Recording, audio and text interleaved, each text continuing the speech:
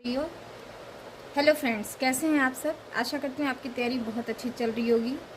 Anthropology के ही series में, social anthropology के सीरीज़ में आज बात करेंगे हम रिलीजन के बारे में। रिलीजन बहुत इम्पॉर्टेंट चैप्टर है, टॉपिक है आपके सोशल एंथ्रोपोलॉजी में। उसे समझना और जानना बहुत ज़रूरी है, खासकर उन लोगों के लिए जिनका बैकग्राउंड एंथ्रोपोलॉजी नहीं रहा है या सोशल ह्यूमैनिटीज़ या सोशियोलॉजी नहीं रहा है। ठीक है, तो उन लोगों के लिए जो साइंस बैकग्राउंड से, कॉमर्स बैकग्राउंड से या किसी नॉन ह्यूमैनिटी बैकग्राउंड से आते हैं, तो उनके लिए ये थोड़ा सा लिटिल बिट डिफ़िकल्ट आप कह सकते हैं। लेकिन ये एक्चुअली बिल्कुल भी डिफ़िकल्ट नहीं है। जो हम डे टू डे लाइफ में सोचते हैं, देखते हैं, करते हैं, ऑब्ज़र्व करते हैं, अनुभव करते हैं, वो सारा कुछ वही है। ठीक है, तो एक बार मेरी बात ध्यान से सुनिएगा और इस वीडियो को पूरा देखिएगा। और वीडियो के साथ साथ मैंने अपने नोट्स शेयर किए हैं इसमें, और मैं साथ साथ इसको डिस्कस करते जाऊंगी। आप चाहें तो इसका स्क्रीनशॉट ले सकते हैं और इसको फर्स्ट टाइम अगर सुन रहे हैं तो 1 से 2 बार सुन लीजिएगा, तो आपको एकदम से याद हो जाएगा। ठीक है, तो चलिए जानते हैं रिलीजन मैंने क्या लिखा है। इसमें फर्स्ट पॉइंट है, religion is a super naturalism. Religion, पहले मैं बता दूं धर्म क्या है। धर्म थोड़ा बहुत आप सारा कुछ, सब जो भी देख रहे हैं हमारा वीडियो, वो थोड़ा बहुत सारे जानते होंगे कि रिलीजन क्या है, धर्म क्या है। तो सभी किसी ना किसी धर्म से, जब वो बेबी पैदा होता है तब तो कुछ नहीं होता, लेकिन जैसे वो दुनिया में आता है वो किसी ना किसी धर्म से अटैच कर ही दिया जाता है। ठीक है, तो ये आप सौभाग्य समझ लीजिए, दुर्भाग्य समझ लीजिए, या एक नीड समझ लीजिए, जो भी है। जैसे मेलिनोव्स्की ने इसे एक नीड बताया है हमारे लिए, कि हमारी एक आवश्यकता है। 7 आवश्यकताओं में से एक आवश्यकता हमारा रिलीजन भी है। तो कोई भी चीज़ यूं ही नहीं बनी थी हजारों हजारों साल में, उसका कुछ एक पर्पस था, और वो पर्पस था वेलफेयर का, वेलनेस का, कि हम सरवाइव करें, हम अपने आप को पूरे जीव जंतुओं में एक्सेल कर सकें। हम वो सर्वाइवल या फिटनेस वाली बात की आप कह सकते हैं कि डार्विनिज्म थियरी यहाँ करती है। ठीक है, रन करती है। तो आप सारे समझ रहे हैं, हमारा क्रिमिनल कैपेसिटी बढ़ता गया, हम ज़्यादा कॉग्निटिव स्किल और हमारा ज़्यादा साइकोसोमेटिक स्किल बढ़ता चला गया, हम ज़्यादा सोच विचार वाले हो गए। और जब ज़्यादा सोच विचार वाले हो गए तो ज़्यादा ही ऑब्जर्व करना शुरू कर दिया। अब गाय भैंस तो ऑब्जर्व करने नहीं जाती, बारिश क्यों हो रहा है और बिजली क्यों चमक रही है। ठीक है, वो हम लोग करते हैं। अब जब हम लोग करते हैं तो हमेशा सोचेंगे भाई ऐसा क्यों होता है। अब ऐसा इसलिए होता है, फिर सोचना शुरू करेंगे, उसके पीछे तरह तरह की ऑब्जर्वेशन करेंगे कि यहाँ होता है तो यहाँ नहीं होता, यहाँ कम होता है। मतलब जो भी हजारों साल तक लोगों ने सोचा, इंसानों ने देखा, सुना, समझा, उसको महसूस किया, वो सब कुछ कहाँ पे एग्जीक्यूट करके, किस फॉर्म में वो मैनिफेस्ट हुआ, वो हुआ रिलीजन के फॉर्म में। ठीक है, वो किस चीज़ के फॉर्म में दिखा, वो रिलीजन के फॉर्म में दिखा। ठीक है, तो यही चीज़ है कुल मिला के। तो हम ये जो हिंदू, मुस्लिम और क्रिश्चियन और ये सारा कुछ है, ये कुछ नहीं है, that is the manifestation of observation, जो हम नहीं समझ पाते हैं, जो हम हमारे समझ के परे हैं। ठीक है, दैट इज़ द रिलीजन।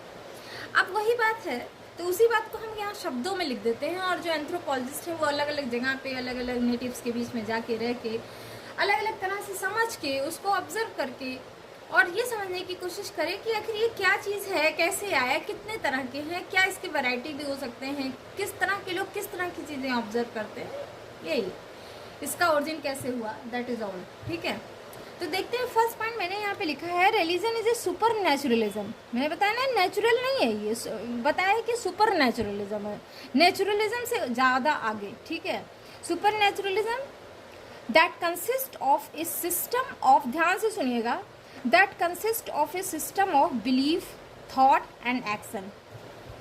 एक मिनट में फैन ऑफ कर दूं थोड़ा। Consist of A system of belief, thought and action, simple.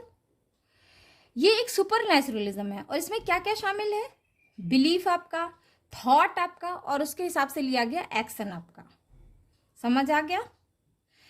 It lies in the core of all primitive and civilised culture.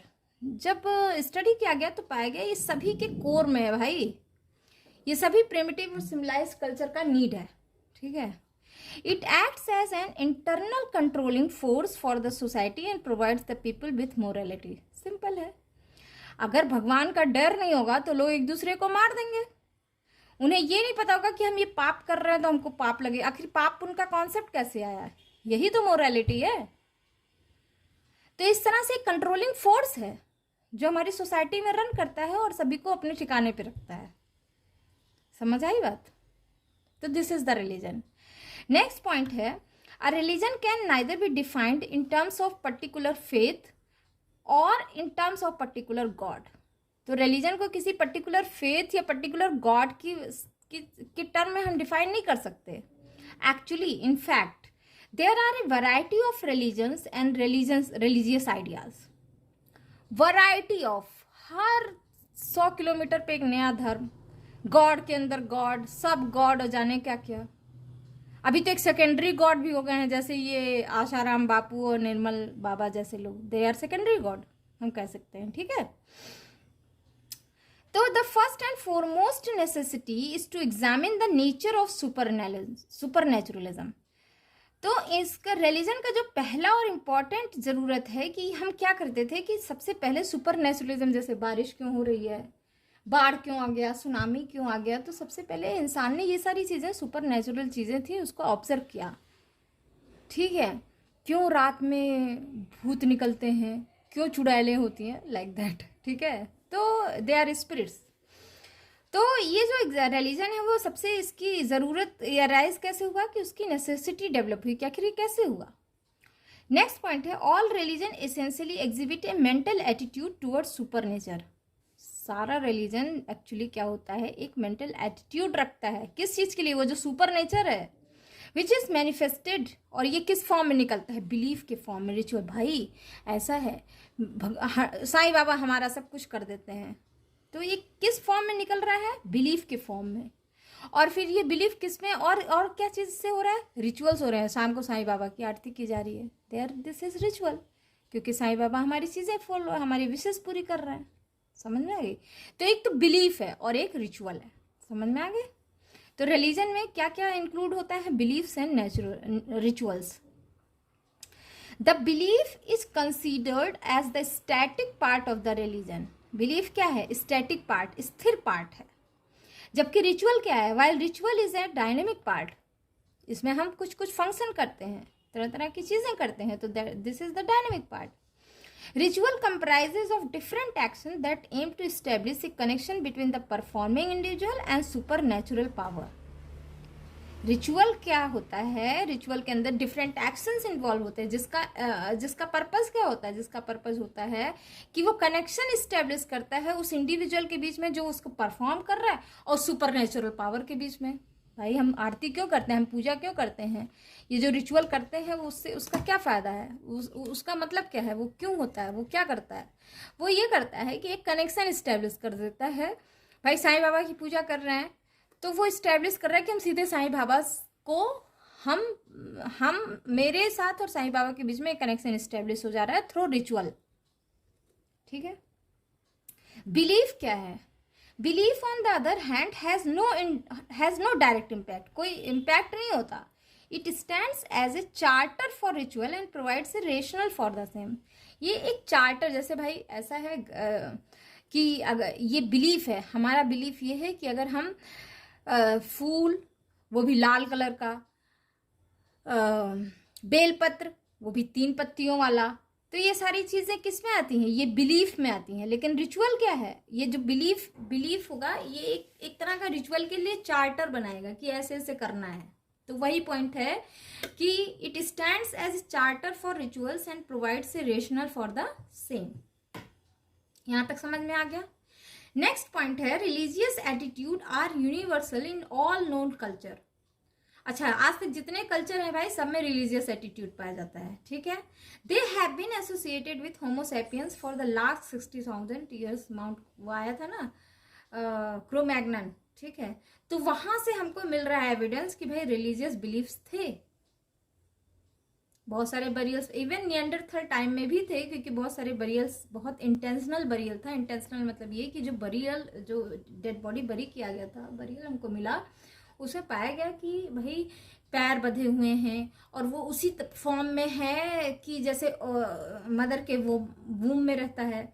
दूसरी बात, कुछ पॉलन ग्रेन्स भी पाए गए हैं, इसका मतलब कुछ इंटेंशनल बरियल है। ठीक है, तीसरी बात कि ऑल जो जितने बरियल्स थे उसमें सारे नॉर्थ की तरफ हेड है, तो ये कुछ ऐसा इंटेंशनल बरियल था जो ये शो करता है कि there are some kind of religious belief during the burial practice, ठीक है। तो वो जो रिचुअल परफॉर्म करते थे, तो दैट इज द रिलीजन। अब अगर कोई डाउट होगा तो आप नीचे कमेंट में जरूर लिखिएगा, मैं अगले वीडियो में उसको रेक्टिफाई करने की कोशिश करूंगी, ठीक है। नेक्स्ट टॉपिक है ओरिजिन ऑफ रिलीजियस बिलीफ। तो इसके लिए डिफरेंट थियरीज दी गई कि भाई रिलीजियस बिलीफ का ओरिजिन कैसे हुआ। तो इसमें आते हैं फर्स्ट टाइलर आते हैं, ठीक है, सबसे इम्पोर्टेंट ईवी टाइलर, जो सबसे पहले इन्होंने बताया था 1871 में, इनकी बुक थी प्रिमिटिव माइंड, ठीक है। उसमें इन्होंने बताया कि religion has stemmed from out of fear. Religion कहाँ से निकल के आया? डर से। डर हुआ, भाई बादल गरजा, हम डर गए, तो यानी कोई है जो सुपर नेचुरल पावर जो हमको डरा सकता है, तो इस तरह से हम उसको मनाने के लिए कि हमको डराए नहीं, तो इससे रिलीजन अराइज हुआ। स्पेंसर ने क्या बोला 1920 में कि religion arose out of ancestor worship. Religion इस तरह से हुआ कि हम पूर्वजों का वर्शिप करते थे और वो हमको ब्लेस्ड करते थे, इस तरह से रिलीजन ओरिजिन किया, ठीक है। फ्रेजर ने 1941 में बताया कि magic as a source for development of religion. Frazer ने बताया कि जो मैजिक था, जो जादू था, भाई जो प्रिमिटिव या पीपल थे उस टाइम ये सोचते थे कि ये जो सारा कुछ हो रहा है हमारे आसपास, that is kind of super natural power, लेकिन वो एक तरह का मैजिक है। जैसे चिड़िया पंख खुला फड़फड़ाई तो वो उड़ गई, ठीक है। हवा चली तो इतनी तेज चली कि बादल बरसने लगे, ठीक है। तो ऑल दिस काइंड ऑफ उनके हिसाब से कि ये मैजिक है, और धीरे धीरे ये मैजिक चेंज किस में हो गया? रिलीजन का डेवलपमेंट कर दिया, ये फ्रेजर ने बताया। दुर्खेम ने क्या बताया 1917 में कि religion as the most primitive of all phenomena. Religion सभी फिनोमिना में सबसे ज्यादा प्रिमिटिव था, ठीक है। मेलिनोस्की एंड ब्राउन ने बताया कि religion is associated intimately with various kind of emotional responses, so it describe religion as an adaptation which dilute all stress and strain of an individual. Religion ultimately different kind of emotional response से attach था, इसलिए उन्होंने religion को इस तरह से describe किया कि रिलीजन एक तरह का एडेप्टेशन है जो हमारे स्ट्रेस और स्ट्रेन को डाइल्यूट करता है। ये मेलिनोस्की ने और ब्राउन ने बताया था, इसीलिए रिलीजन को एक नीड बताया गया, क्योंकि इंसान है तो उसको स्ट्रेस होगा, स्ट्रेन होगा, तो ये रिलीजन जो है एक तरह का एडेप्टेशन है, क्योंकि हर कोई कहीं ना कहीं से कोई एडेप्टेशन ढूंढता है, ठीक है। हर एनिमल, इवन आपको जान के इट्स वेरी अमेजिंग कि हाँ, इंसानों के साथ साथ पौधों में भी एडेप्टेशन होता है, और पौधे किस तरह से एडेप्ट करते हैं? कलर्स के थ्रू, ठीक है। सब्जियां, आपको पता है सबसे पहले गाजर ब्लैक कलर की होती थी या वाइट कलर की होती थी, फिर वो जब ऑरेंज कलर की हो गई, हाइब्रिड कराया गया, किसी ब्रिटिश गवर्नमेंट ने, ब्रिटिश ऑफिसर ने, को शौक था गार्डनिंग का, उसने हाइब्रिड कराया उसको ऑरेंज कलर, तो लोगों को ऑरेंज कलर पसंद आया, तो ऑरेंज कलर आज वो प्रकृति में ही वो अपने आप को अडॉप्ट करते गया, और आज के डेट में ऑरेंज कलर का ही गाजर दिखता है। बहुत हो गया, थोड़ा ब्लैक दिख जाएगा, ठीक है, या रेड दिख जाएगा। तो प्रकृति भी अपने हिसाब से एडेप्टेशन करती है। इसी तरह मेलिनोस्की ने बताया कि ये जो स्ट्रेस और स्ट्रेन था लोगों के अंदर, ये रिलीजन डेवलप करके वो एक तरह से अडेप्ट किए खुद को, ठीक है। तो it is a various kind of emotional response, so religion as an adaptation लिया गया, जिससे उसका जो मुश्किल है वो डाइल्यूट हो जाए। रिलीजियस बिलीफ या रिलीजन कैसे ओरिजिन हुआ, अब इसको डिटेल में हम समझेंगे नेक्स्ट वीडियो में किसी। अभी हम थोड़ा सा और आगे बढ़ जाते हैं, बात कर लेते हैं फंक्शन का, ठीक है। रिलीजियस फंक्शन, रिलीजन का फंक्शन क्या है? तो एक एंथ्रोपोलॉजिस्ट हुए SF नडाल ने 1954 में 4 मेन फंक्शन बताया रिलीजन के। वो क्या थे? पहला था कि religion has a capacity to supplement the view regarding the world of experience. This is an explanation strictly from the cosmological point of view. एक तो पहली चीज ये थी कि पहला फंक्शन ये था कि रिलीजन के अंदर एक कैपेसिटी थी कि भाई वो सबको एक्सप्लेन कर सकता है, जो भी हमारे आसपास वर्ल्ड में एक्सपीरियंस हो रहा है वो रिलीजन एक्सप्लेन कर सकता है। तो एक तो ये फंक्शन था रिलीजन का। दूसरा है religion has the capacity to announce and maintain moral values. ये तो अभी बताया मैंने कि रिलीजन के अंदर वो कैपेसिटी थी कि वो बताए कि ये अच्छा है, ये बुरा है, ये झूठ है, ये सच्चा है, ये पाप है, ये पुण्य है, ठीक है। थर्ड है religion has the competence to hold the individual in a society and to sustain the structure. Religion के अंदर सोसाइटी में सस्टेन करने, इंडिविजुअल को सोसाइटी में सस्टेन करने का कॉम्पिटेंस दे देता था रिलीजन। भाई अभी भी देखिए, अगर किसी को मुश्किल आती है सबसे पहले भगवान के पास भागेगा, नहीं अगर उसको फेस कर सकते सीधे पहले क्या कहेगा, हम भगवान से, भगवान, अल्लाह, जीसस, ठीक है।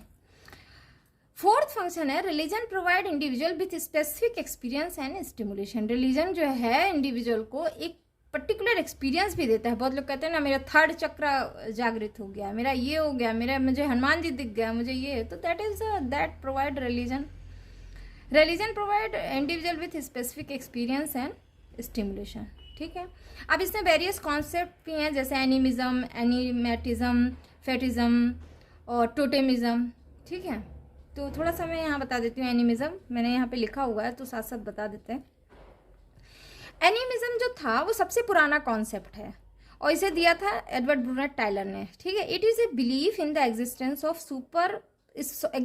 स्पिरिचुअल बीइंग, कि भाई स्पिरिचुअल बीइंग्स हैं।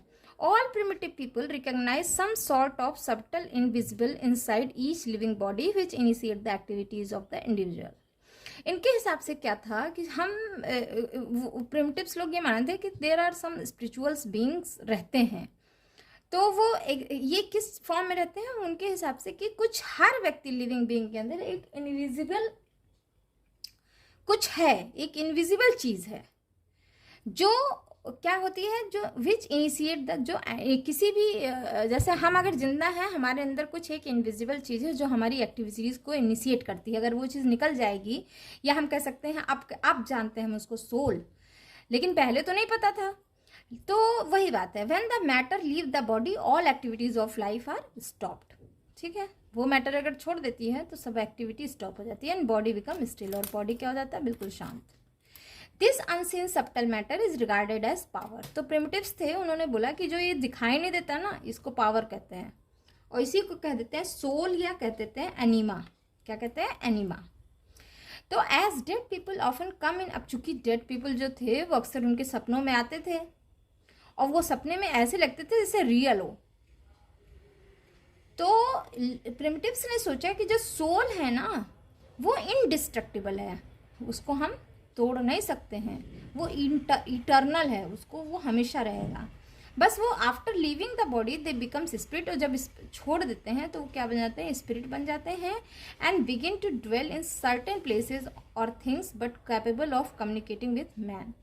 और फिर वो जब वो बॉडी को छोड़ देते हैं, वही बात है जैसे हम लोग कहते हैं आत्मा अमर है तो वो इधर उधर चलती रहती है, और जब छोड़ देती है, लेकिन वो छोड़ तो देती है लेकिन वो हर जगह जा सकती है और हर चीज़ के अंदर घुस सकती है और इंसान से बात कर सकती है in the form of dream, ठीक है। Almost all primitive group does care this soul.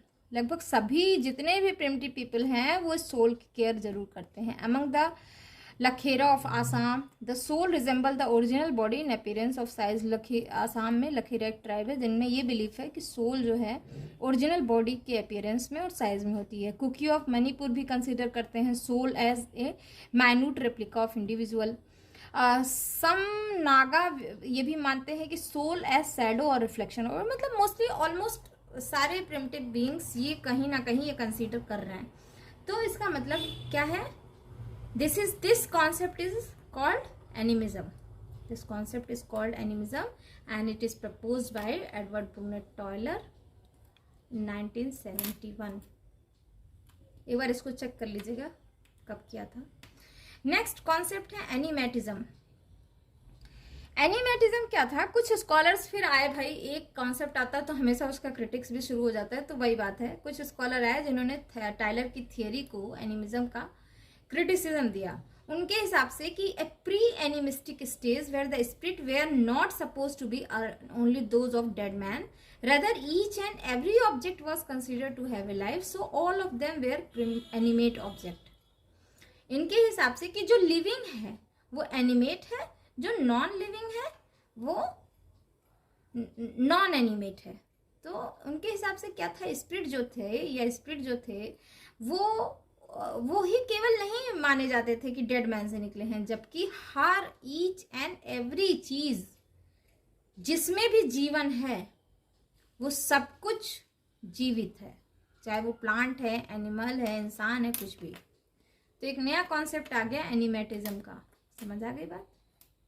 तो that is all for today's discussion. Thank you for listening. Bye bye.